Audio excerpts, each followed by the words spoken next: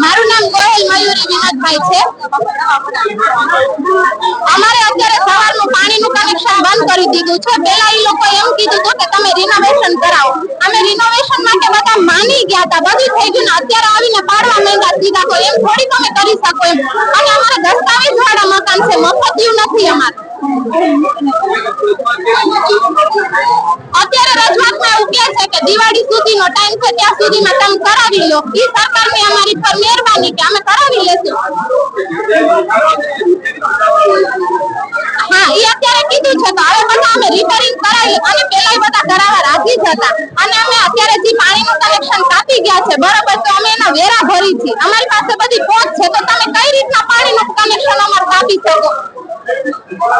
મારું નામ જયેન્દ્રસિંહ ચાવડા છે। અમારા ગોકુલનગર હાઉસિંગ સોસાયટીના પ્રમુખ તરીકે આજ રોજ અમે સર્વે લોકો સાથે રહીને મેયરશ્રીને રજૂઆત માટે આવેલા। મેયરશ્રીનો અમને ખૂબ જ સારો અને સંતોષકારક રિપ્લાય મળ્યો અને ખૂબ જ સારો સાથ સહકાર મળ્યો। એ બદલ અમે સોસાયટી વતી હું પ્રમુખ મેયરશ્રીનો ખૂબ ખૂબ આભાર માનું છું।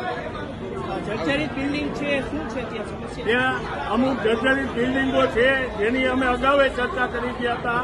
એનો સાહેબે રિપેરિંગ કરવા માટેનો સમય એમ કીધું, એટલે અમને અત્યારે 4 મહિનાનો સમય આપ્યો છે। અને અમારા નળ જોડાણ, વીજ જોડાણ નહીં કપાય, અને એના માટે એમને એવું કીધું કે જે કંઈ તમારે સામે કોઈ રજૂઆત હોય તો મારા માટે તમે લેખિતમાં આપી જાજો, કોઈ પણ રજૂઆત કરશો। એક ભાઈ ત્યાં નળ કનેક્શન કપાતા ખાડામાં સુઈ ગયા હતા। હા, એવું બનેલું પણ અમે લોકો તો બધા આવ્યા હતા એટલે અમને અમારા ધ્યાન પર નથી, પણ ત્યાં નળ જોડાણ કાપવાનું ચાલુ હતું અને મેયરશ્રીએ કીધું કે હું રોકાવી દઉં।